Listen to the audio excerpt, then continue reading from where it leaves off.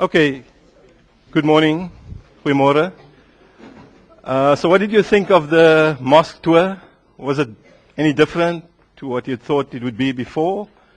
Or was it, you expected that? Enigiets verskillend wat julle daar teëgekom het? Anything different? Your understanding of Islam still the same? Any comments? No? Okay, let's start from the beginning then. So, I have the slides for now in Afrikaans, but I'll speak both English Afrikaans.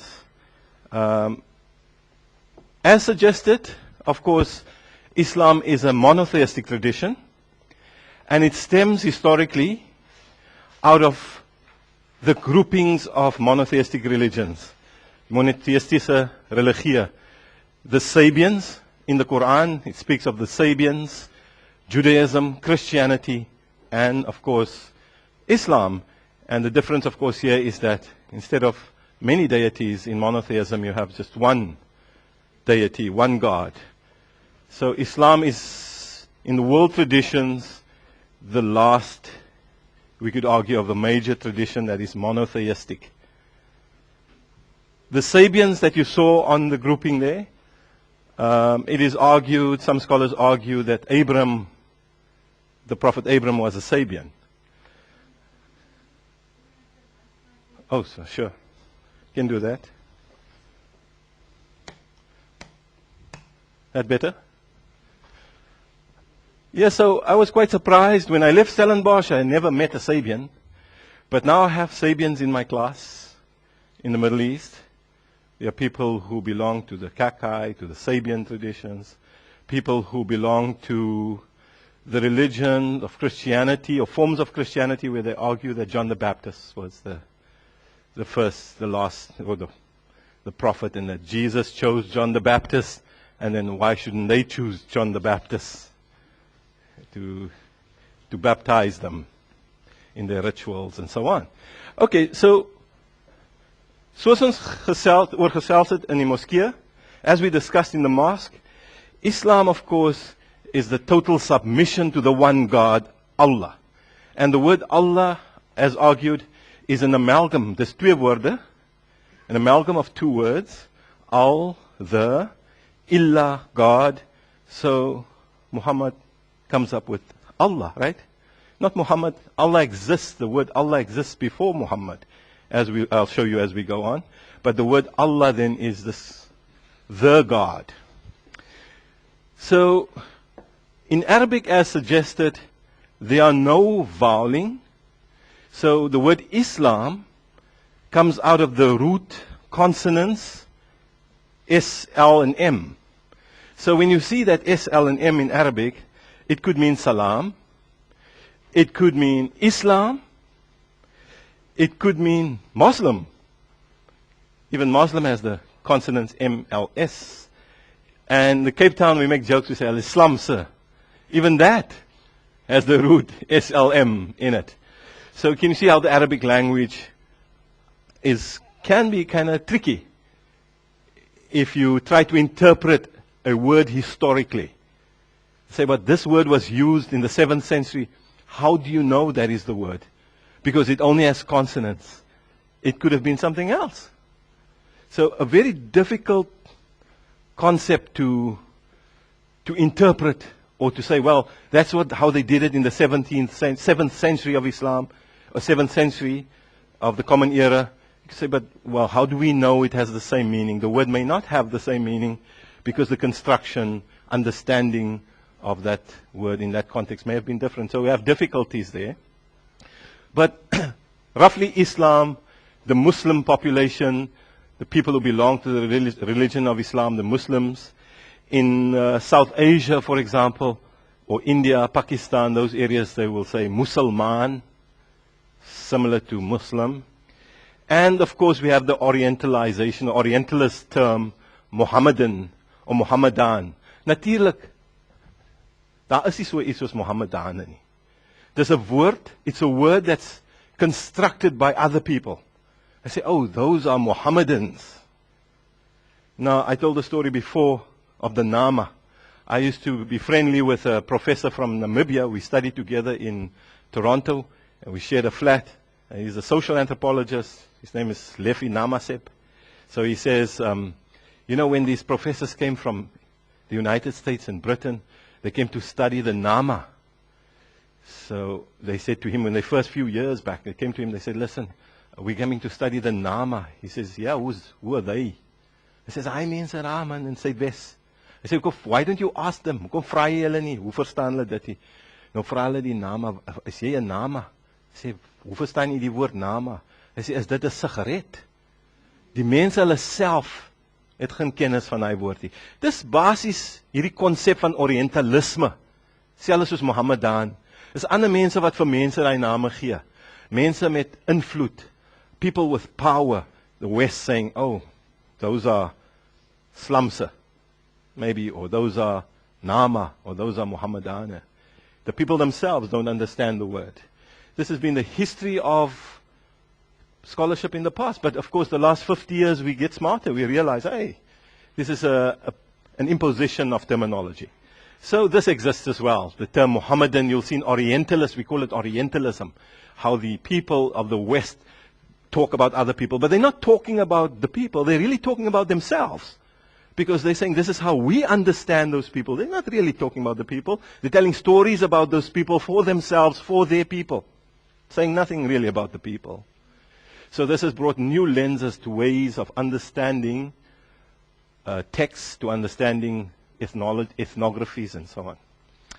So the important text, as we suggested in Islam, the most important text is the Quran.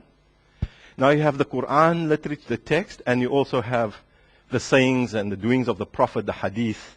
But for now, the main text, like the Bible, is the Quran, and it has an inclusive, that het 'n inclusieve siening. I could argue Muhammad was raised in an area where he met Christian people, he met Jewish people, he met Sabians, and he met other people. And when he said, I'm the prophet of God, they say, but we had a prophet of God, Jesus. And he may have argued and says, yes, he was. So he's included in the Quran. Moses, yes, Moses was a prophet of Islam. Moses is included in the Quran. So the Quran itself has Muhammad, maybe twice or three times, Muhammad's name comes up in the 30 chapters. But Moses comes up more than 300 times. Can you see that Moses is an important prophet in Islamic understanding? And so is Jesus. Islam accepts that Jesus was born of divine conception by Mother Mary. There's even a chapter in the Quran named after Mary, Surah Maryam. So you can see the inclusivity of Islam. It's saying that there were more than 125,000 prophets before Muhammad. And Islam accepts them all and mentions 25 by name. People like Moses, David, John the Baptist. The name in Arabic for John is Yahya, for example. So 25 are named, but the Quran says that there are more than 125,000. So the idea of the prophet is inclusive. This is the final example, Muhammad argues, the prophet of Islam, He is the finality of prophethood, and there will be no other prophets after him. Hence the Shahada, the first pillar of Islam. I'm not going to go into detail. We spoke about it in the mosque. To believe in the one monotheism, the oneness of God, and that Muhammad is the final prophet. So this is the construction. And of course, complete submission to God. You enter the mosque with the right foot, you leave with the left foot, you say this prayer, you have the mini baptismal, you can say the abdas, the wudu ritual, washing ritual, cleansing ritual before you can pray. So complete submission, everything for God. En nog 'n belangrike aspek van Islam is natuurlik dat slegs Allah kan oordeel. So geen moslim kan sê, hey, jy's 'n Christen, nee, jy's nie reg nie, jy gaan nie, no. That's like in Islam they call it shirk. You are playing God by judging. You cannot. There's only one God, and only that God can judge. God alone knows who goes to heaven, who goes to wherever, and God alone judges from an Islamic perspective. Natuurlik, Islam is gebore in 'n sekere samelewing in Arabia during the 7th century. Of course, they are Bedouin people. And I told you in the mosque that Muhammad was not only a religious prophet, but he was also a very skilled politician. I mean, let's forget about faith here. Let's just think about this gentleman's accomplishment. Here comes a guy sitting in the desert, two major civilizations above him, the Byzantine and the Sasanian, the Persians and the Christians, fighting each other. Just below them is this desert area in Saudi Arabia. And here's this guy in the desert, Muhammad, with Bedouin people, a completely different understanding of the world to the other people. And he comes and he says, you've got to change your ways. You've got to follow my God that is whispered to me, the revelations of the Quran. I am the last prophet. I mean, sounds, wow, can this guy be successful? But he is. I mean, not only is he willing to fight for his belief, he also writes that, if you can argue that he's saying that God is whispering the chapters to him, the verses, he's the man, one single person writes the 30 chapters. And today, 1436 years later, 20% of the world's population still buys and growing this guy's ideas. So he's certainly more successful than Karl Marx, I could argue, or any of those classical theorists and so on. This guy's caused major changes to the world. Every time you put on the TV, you see the Muslims are doing this, they're doing that. Must, of course, has some sort of link to this guy of the 7th century desert who comes up with this idea. I don't think there's another human being, just no faith system. There's not a human being in history that has had that sort of influence in text. One person writing 30 chapters that changes the world for so many hundreds of years. So our scholars argue that he's most probably the most influential human being ever from a textual perspective. So, Bedouins. And let me paint you a little bit of Bedouin Jahiliyyah society. Now, again, this is social constructions of reality. It is how they lived. They ride on horses, they ride on camels, and the camel is important because the camel can go deep into the desert, kan diep in die woestyn ingaan. The camel can supply them with milk. The camel can supply them with shelter. The camel can supply them with meat. The camel can supply them with skin so they can build their tents. So when they take from other people, let's say they come to sedentary people, people who are in cities, and they come and they fight them and they take their goods and they run. They go deep into the desert. Those people cannot follow them. So the camel is able to sustain them. You can see that technology, the camel, is an important technology for that society and its growth. Camel can handle the sandstorms and stay without water for a long time. But they also have horses. So they're very good horsemen and they fight well. And they have a strong sense of unity, tribal loyalty. This is a sociological word in Arabic, asabiya. I mean, we have it here in South Africa too. When they say, but don't vote for Zuma, then the people vote for Zuma because he's from Shosholos. What's his? Sholosi, right? That is his tribe. And people know that name of Zuma, and they support him. I had some giggles here because they know I'm talking the truth. This is asabiya. So they have a strong sense of tribal loyalty. And Muhammad himself is protected by this sociological phenomenon. Imagine you come and you say, I have a new religion. I am the last prophet in the wealthy city of Mecca. Quickly they say, why don't you kill this guy? And they do try to kill him. But he comes from the Quraysh family, and his uncle protects him. And his uncle just simply, they know. They don't talk, they know. You kill Muhammad, I kill your son. No questions. This is the type of blood, eye for an eye. This is the type of protection that he has. And this is the reason why he survives. He's not always successful in Mecca during his first 13 years, but he survives. And of course the word Allah, no, I must also tell you, of course the Quran is in poetic form, in poetry form. So Muhammad as politician, he's trying to change the society. He's saying to them, listen guys, it's not a good idea to come with your horses when the sun comes up, and then you take and you plunder and you run. You must change your ways. This is not the way human beings should behave. Don't take from other people. Don't steal. Now, I read the Arabic for you, the poetry, and you see here, if you can hear the horses, as I hear the horses in the Arabic poetry. وَالْآدِيَاتِ دَبَخًا فَالْمُورِيَاتِ كَدْخًا فَالْمُخِيرَاتِ سُبَحًا فَأَثَرْنَ بِهِ نَكَأً فَوَسَطْنَ بِهِ جَمَعًا. So you can hear the poetry, the coming of the horses. So he says to them, don't come with your horses, but you can hear the beautiful poetry. And plunder and run deep into the desert. So the word Allah exists. It's not his word. He's very clever. He's a true sociologist. He knows that you cannot change a society. You can join a society and then you can make changes when you're inside. So what he does is, he takes existing symbol systems. He finds Jewish people around them. And he says, yes, we pray like you, facing Jerusalem. He finds Christians who say, yeah, Jesus Christ was born of divine conception. And the verses came down from Allah. Here it is. There's even one chapter written about Mother Mary and Jesus in the Quran. So you can see he uses existing religious symbol systems in order to construct his new religion. So he's pretty smart, you can argue. Muslim people will say, but it was from God, that's why he survived. Sociologists will say, well, he's pretty smart, he's using existing symbols.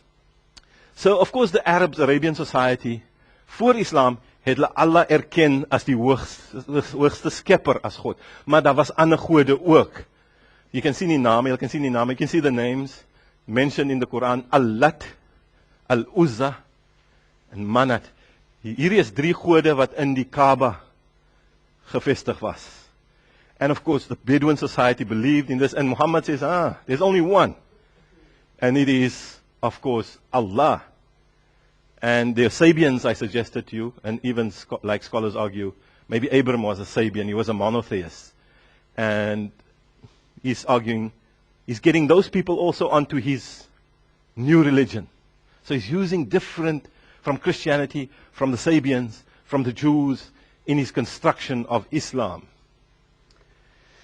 And this idea of the Haram, the holy place. Remember, Mecca was a commercial city. And for 1,000 years that we know before Muhammad, caravans used to pass through there and trade. And they used to visit this holy place with the mythology that Abram and his son Ismail had built this, I'll show you a picture in a minute, this holy house. And Muhammad said, yes, it's a holy house. It is the holy house of God. And it is also our holy house. Once they kick him out of Mecca, he tells his followers when he sits in Medina for the next 10 years, one day we will take the city back and we will make the Haram the holy house of Islam. And of course, 10 years later, he does. He fights and becomes so strong that eventually he's able to overwhelm the Meccans. And he returns to Mecca, where he was kicked out, as the new prophet and savior, and he institutes Islam. And he takes the ritual of the walking around the Kaaba, the circumambulation, as part of the rituals of Islam. And of course, the Heilige Kaaba becomes the center of the Hajj, the 5th pillar of Islam. The house built by Abram and the son from, as the Christians and the Jews argue, the son from his slave girl. His wife couldn't. This is the story in Christianity. It's a similar story in Islam, similar story in Judaism, that Abram had a wife, Sarah, and Sarah couldn't have kids. So Sarah says to Abram, okay, why don't you have a kid with the maid? And the maid is Hajar. Hagar. Hajar is, I think, was a dark-skinned woman. So he has a son by Hajar called Ismail.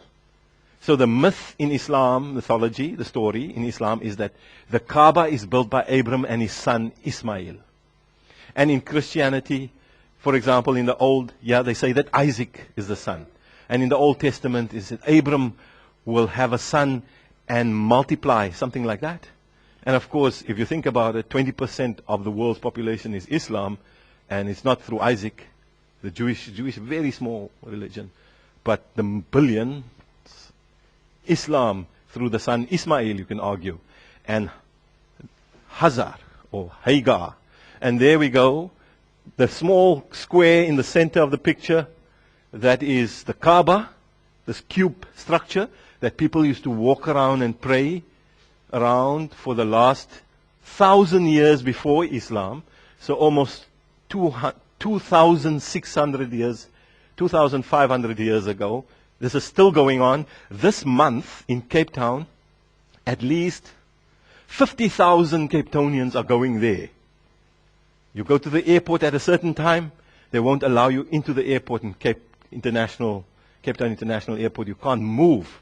That's how the people come to say goodbye to those guys who are going to walk around the Kaaba. And the Cape Townians have been doing it for the last 300 years, this ritual.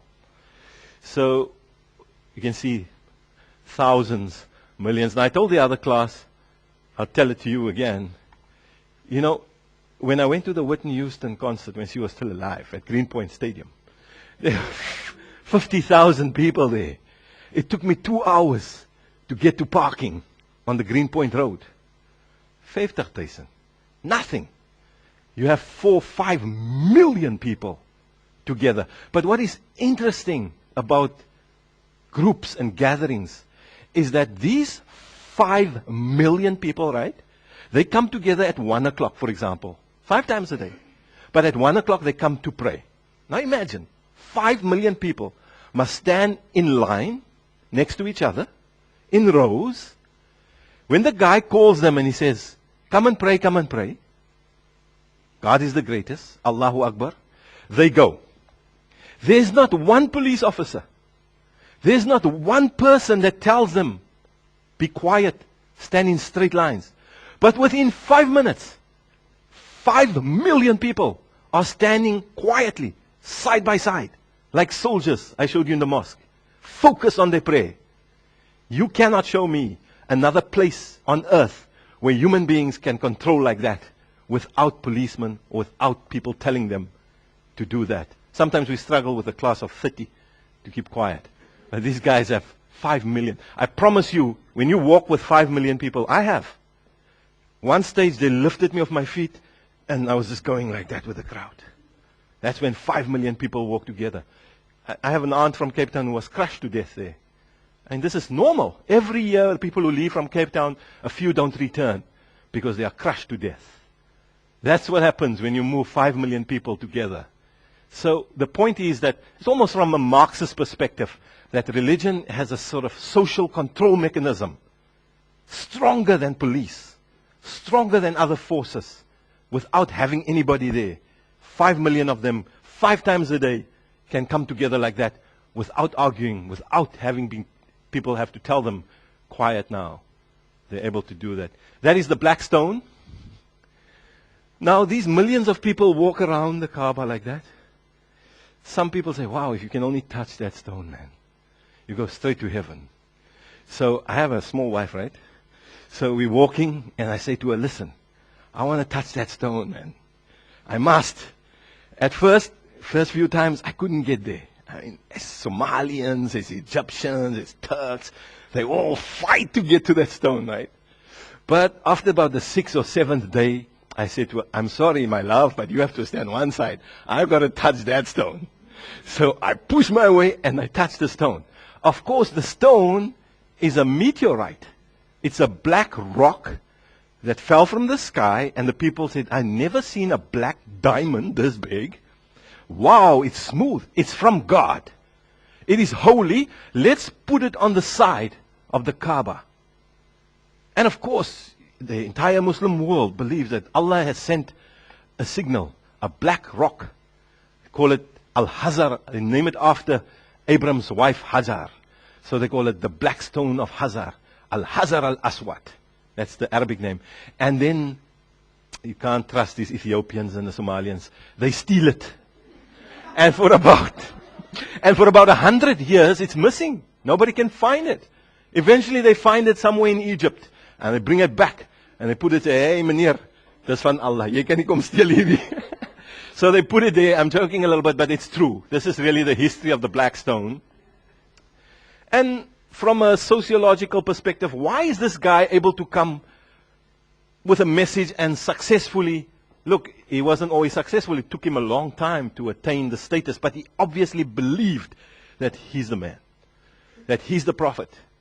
And of course, he comes from the family of the Quraysh, the tribe, Asabiya, tribalism. Sholosi. What's Zuma's tribe? Sholosi. Quraysh. He's also got his manner. And of course, his uncle, he's an orphan. His grandfather and his uncle eventually raises him. And the uncle is a member of the Quraysh, as he is, and his forefathers. So when they say, we want to kill you, as I suggest to you before, his uncle and his family says, you kill him, I kill yours. So he's protected, even though he comes with this new message. The rest of the Meccans are saying, hey, we're making money here in Mecca. We've made money for years with our trade. What are you coming now that we must support the orphans and the widows, and come on, let's get on with business. We've got Allat, we've got Al-Manat, we've got Uzza. Now you come with one God, Allah. So they try to get rid of him. Eventually, after 13 years, he has to leave. But before that, at the age of 25, he marries a woman at the age who's older than him. She's 40, Khadija. And she remains his only wife until she dies. I mean, you hear about Muhammad and the many wives. But Muhammad only starts marrying many wives after Khadija dies. And he becomes a serious leader, political leader in Medina. But he stays married to Khadija for a long time. She's a rich woman, owns a caravan trades and so on. And Muhammad, working in her business, gets the title of Al-Amin, the trustworthy one. So he's so trusted that the Jews in Medina, I could argue that the Jews in Medina were pretty jealous of the Quraysh, because the Quraysh had the city of Mecca making millions. And in Medina, they weren't even close to the type of money being made in Mecca. So the year of this guy, Muhammad, who is a trustworthy man, and of course, the Jews are also tribal. They're more sedentary, they're more settled, but they have many tribes. And they decide, why don't we get this guy over? He says he's a prophet of God. The Jews are waiting for the Messiah. Maybe he's the Messiah. So they invite him. Eventually, after 13 years of struggle, his guys are forced to leave the city of Mecca, including Muhammad himself. And of course, the Jews give him space because they've heard of this guy who's trustworthy, and why not? The other important words in your text on Muhammad's life is the mountain Hira. That's where the Quran was revealed for the first time, the first verses of the Quran. Maybe it was on this day. Today is the most famous day in Islamic history because it is the 27th night of Ramadan. It is argued that on this day, the Quran was revealed. Quite coincidental and quite interesting, symbolic of our lecture. So this mountain Hira is like Table Mountain. I climbed up the mountain. When I got to the top, I still had to go down to get to the Mount Hira, the side where Muhammad in his cave. I wanted to get inside the cave. I mean, I'm a true sociologist. I want to see what's up with this guy. What did he do? How did he experience this? So when I climbed down, it was difficult. My wife couldn't follow me. That's how steep it was. I mean, she's quite fit, but it was tough. So I slid down and eventually got into the space. And I thought, hey, let me be Muhammad there for 5 minutes, man. But it's interesting. In that cave, he's pressed, according to the myth, by the angel Gabriel, who pushes out the words of Allah. And the first revelation, now remember, Muhammad comes from a society of poets. You heard my beautiful poetry a few minutes ago. And of course, he pushes out the poetry, the beginnings of the Quran. And the first words in the Quran that he reveals is a word called recite. Now the Muslims in Cape Town, historically, they've always said he was an illiterate man. I argue he was not. He was brilliant. Because the type of literacy was defined differently. In that society, to be literate was to be able to remember poems. Muhammad was able to remember all 30 verses and bring it forth. So he was very educated in Arab society. God wasn't that stupid that he chose, they say it's a miracle. God chose an illiterate man and gave the Quran to the illiterate man. It's not true. God chose the most educated man. Muhammad was a brilliant poet. And God chose a guy, if you will, in argument against that, which is more theology, not our business, but a guy who could remember. So the first verses that pours forth is recite. Recite. He's drugging me now. He says recite. Ikra. Ikra. 3 times. Ikra means an Arabic word to recite. The word Ikra is where the word Quran comes from. Ikra, Quran comes from the same word, root word. Quran, to recite. So the Quran is not a book like other texts. It is a recitation that you listen to. It is its own construction of reality. Therefore, the Quran will never change into other languages because it has a different understanding of being sacred. I mean, when I read once to students like you in Turkey a few months ago. I visited some Turkey museums, and there was one mosque where a huge mosque. You've never seen a size even here in South Africa. But it was so built by people with money, the Ottoman Empire, that if you spoke anywhere in the mosque, the entire building could hear you. And they say they haven't even lost 1% of that technology in all the hundreds of years since that mosque is built. So I tried it. And I had a Christian scholar student with me, didn't want to come inside. He said, "Ek gaan nie binne 'n mosque, boetie." I said, "Come on." He didn't. He stood outside, and then I started to hear the sound. كَلَّا بَلْ تُحِبُّونَ الْآجِلَةَ وَتَذَرُونَ الْآخِرَةَ وُجُوهٌ يَوْمَئِذٍ نَاظِرَةٌ إِلَىٰ رَبِّهَا نَاظِرَةٌ. And he started walking in. He said, "What's that sound?" That's how brilliant that sound was, man. Amazing. So that's the Quran. You just heard the Quran. There's no such thing as a book. It's a book, yes. But it's a recitation in poetic form and different forms of poetry. And Muhammad gets this on this mountain Hira. And this is the first openbaring, soos hulle sal sê, van die Quran, waar dit gelees word. So the religion of Islam finds its timeline. Unlike Christianity, who is death of Jesus, or from there onwards, in Islam it is the time when he's forced to go to Medina. And the year is 622. So when the Muslims say, "Oh well, we in 1436, it's because it's dated from the year 622 of the Common Era. The time, the word is, migration is hijrah in your text. Na die stad van die profeet, I showed you a picture in the mosque of the mosque of the Prophet. Islam natuurlijk dateer vanaf hierdie tydstip. The Prophet of Medina, because it's in Medina. Remember in Mecca with the Quraysh? Toi boetie, jy kan nie vorentoe gaan nie.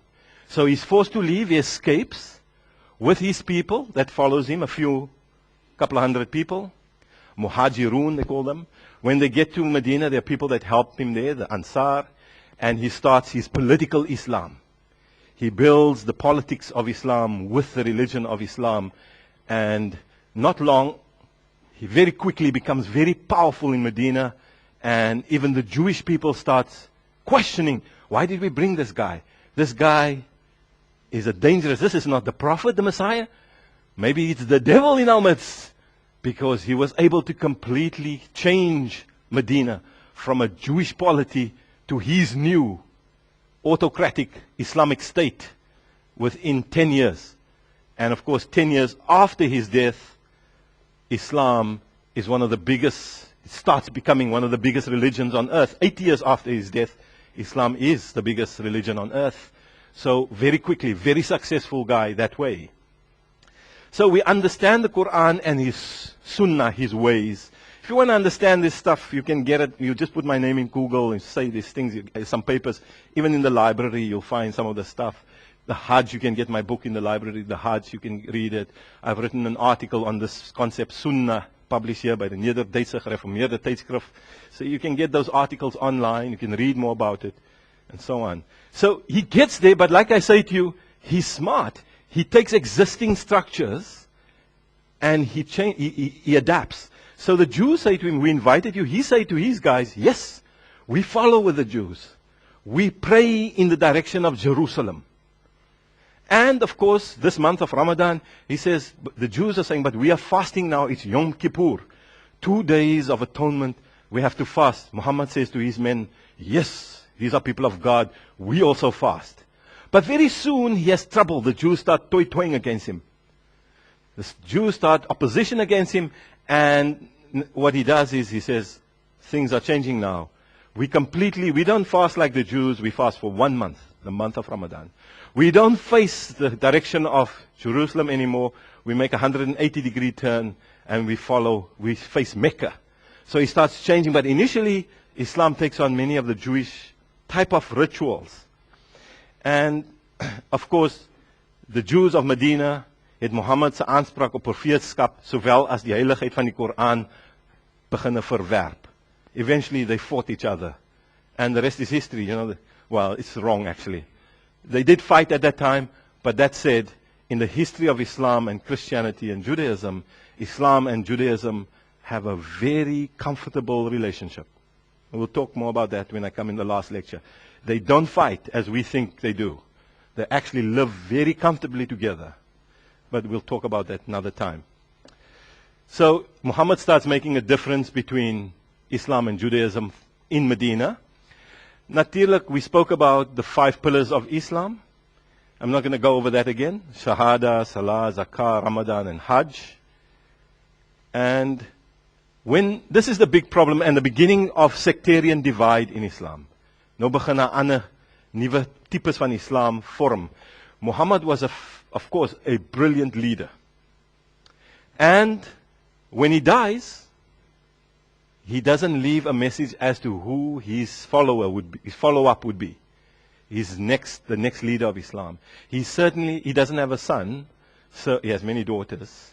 No sons, so they say, well, we can't follow his bloodline. Remember, in Arab society, it is important, this bloodline business. His father, always in Arabic, you hear the name Ibn Khaldun, Ibn Sina, Ibn. That means son of. So bloodline is very important. You're not known by your surname. You're known by your bloodline. I am the son of Yusuf, that type of thing. He is the son of Muhammad, that type of thing. So this is important. And of course, the people are now, there's problems. He didn't say who the new leader must be, and he doesn't have a son. So you can see the groupings that coming and say, well, this guy is more closely related to Muhammad than you are. His name is Ali. He was the nephew of the Prophet, and he was the son-in-law of Muhammad. He married Muhammad's daughter. So therefore, he must be the next leader. This is the origin, the beginnings of Shia Islam. Shia Islam. Roughly today, there are 2 groupings, 90% the mainstream Sunni, and 10% Shia. Now the Shia religion finds that argument. They say, but the true leader after Muhammad's death was Ali. Not Umar, not Abu Bakr, not Uthman, like the Sunnis say. So this is the bloodline differentiation. So the religion is in crisis after his death in 632. Now remember, by the time he dies, Islam has already built a serious political order, a serious financial structure, a serious move of expansion. So what do you do now? When there's money, you need people to lead, and you need people to make sure they take some of that. In any case, there are strict rules as to who gets and so on, but Islam is in trouble, and they go with this Khalifa system.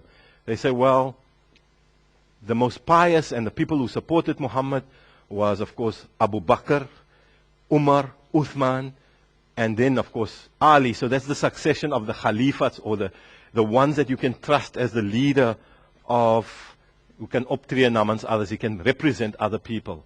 Shia Islam say, no, that's wrong. It must be Ali. Those first 3 are not supposed to be the leaders. Just something interesting with Islam as opposed to the other religions. Islam is a religion of the wealthy people, initially. It is the wealthy people who build Islam. It remains a religion of wealth seeking in the beginning. They're chasing, they're taking from other people, they're fighting, they're getting new lands, and the people on top are always wealthy. So this has an impact on the later understandings of Islam. As opposed to Christianity, Jesus was poor. The people around him, the disciples, were poor people. You can see a totally different origin construction in demographics, in finance, and so on. It lends itself into a completely different development understanding of religions. Be that as it may, By the 10th century, Islam, Sunni Islam, was a stable form of Islam, and of course had its own laws and theological systems. The Shia tradition really develops, I'm going to go fast, as a basically unstable initially, because remember they're now a derivative. But let me say, just so you can understand why the Shia, remember now the majority of the Shia sits still today, sits in Iran, right?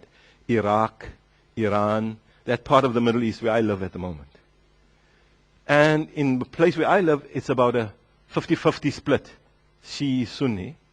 In Iran, it's a 5% split, 95% Shia. But now remember, Iran is the Persian Empire, the origins, and of course the Sasanian Empire. And yep, in Cape Town, the split is about 98 Sunni, 2% Shia. And before Mandela was released, even the Shia couldn't practice Islam in the Cape. They would be bombed and stoned. So the new South Africa affords a more accepting democracy that allows the Shia to practice. But you can see that tension, strong tensions during the apartheid years. Certainly the Shia were not welcome. If you were Shia, you never spoke about it. But today you can freely, and I'll show you a little bit of their rituals in a minute. So Shiism, broad term, wat 'n groot aantal uitlopende godsdienstige politieke bewegings, groepe en ideologieë insluit. So they believe in also bloodline. The succession, the main Shia is they call the 12 Shiism. The succession of the 12 Imams. But even the 12 Imams are related. It is the son of or the brother of and so on. So 12, the first one they argue it was Ali. Remember when Muhammad died, the Sunni said it's Abu Bakr, Umar, Uthman, Ali. The Shia say you had it wrong. Ali was supposed to be the guy. So they say that's their first Imam. And Ali's two children, of course, are the grandchildren of Muhammad. Their names were Hassan and Hussein. So they say that's the second Imam and Hussein is the third Imam. And Hassan's son, Ali Arida, is the fourth, and so on until the 12th one. This is Shiism. Main Shiism believes in the succession of the 12 Imams. I just say something about that. The 12th Imam died when he was a boy of 2-3. And the people are saying, but how can this guy be the Imam when he died? And they say, no, he's in hiding. And after a few years, they say, hey, let this guy come out, man. He can't be hiding forever. And they say, no, he's in occultation. He will come back one day as the Mahdi. So you can see in Islam, in Sunni Islam, Shia Islam, there's this idea of the coming of the Mahdi. So they are still waiting on the Mahdi. This is the 12th guy. So this is how it's rationalized in Shia Islam. Go for it. Yes, they pray together. But I'll show some ritual in a minute. They do, very similar, but they don't pray 5 times a day like the Sunni. They pray 3 times a day. But similar type of prayers. They have slight differences, but ideologically they have major differences. But in the Middle East, where I live, when I say to the one guy, are you Shia or Sunni? They ask me, why do you ask these questions? We are all children of God. You keep on asking these things. It's because we are products of this Orientalism, of this media forms that are saying to us, these people fight all the time. Those people, they don't know this. They say to me, hey, come on. You have this preoccupation with Sunni Shia. Get with the program, man. We are all human beings. And I feel a little bit off, you know. But this is how I used to understand it. But now I'm seeing differently. So, weer eens die algemeen aan alle Shia tradities, trou aan Ali en sy nageslag, en hulle aanspraak op die geestelike en kronologiese gesag in die moslimgemeenskap na Muhammad.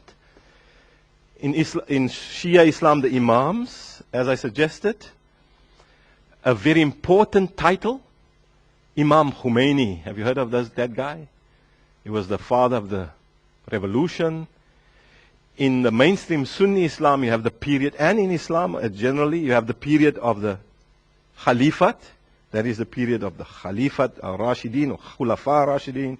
Then you have in Damascus, the development of Islam politically moving to Syria, Damascus, and of course in Shia Islam, the third Imam, Hussein, he is the grandson of the Prophet Muhammad. He traveled to Damascus to go and tell the Umayyad leader, Muawiyah, that you cannot own Islam. My grandfather was the Prophet of Islam. I am the true leader of Islam. So as he traveled at a place called Karbala, the Damascans were waiting for him. Say it again. You are? I am the leader of Islam. And he took off his head and sent his head back to Baghdad. Now the Shia religion builds a lot of their understanding of their religion around that martyrdom of Hussein. So they'll say, they hit themselves. They say, hey, he died for us. Now sometimes you see the self-flagellation on television. Hulle sometimes ketangs, dan slaan hulle so hulle rigte neer. En bloei hulle en sê hulle, maar dis vir Hussein se martyrdom. Ons sal doodgaan vir ons geloof. Ek sal 'n bom aan my liggaam sit en ek sal doodgaan. Jy kan my niks maak nie, my maat. Hussein is dood vir ons geloof. Ek sal doodgaan vir my geloof. Ek sal my lewe gee soos Hussein sy lewe gegee het. So you can see that type of ideology in Shia Islam very strong in their understanding of their world. And the day, the 10th of Muharram, the day of Ashura, this is recognized very strongly by Shiism. I went to, you asked me the question about Shia and Sunni in Cape Town. I went to visit, I know the Imam of the Shia mosque and the professor there, so I went there to visit. And on the 10th of Muharram, it's a month of Muharram, holy day, and they started eating themselves like this. They say, self-flagellation. I eat myself for the death of Hussein. And I followed the ritual with them, I say, hey, Rashid, it's a super Shia, you know what I mean? It's the way, it's part of that understanding of giving, showing that you are in honor of the Hussein. So, a thema van lyding en marteling. Theme of, time is almost there. You can read further down. I use the word 12er Shiism, the 12er Imami. Another word for the most biggest Shia group is the Imami Shiism. So the 12 Imams. This is where the word comes from. Dankie, ek sien julle weer aan die einde van die maand. Sê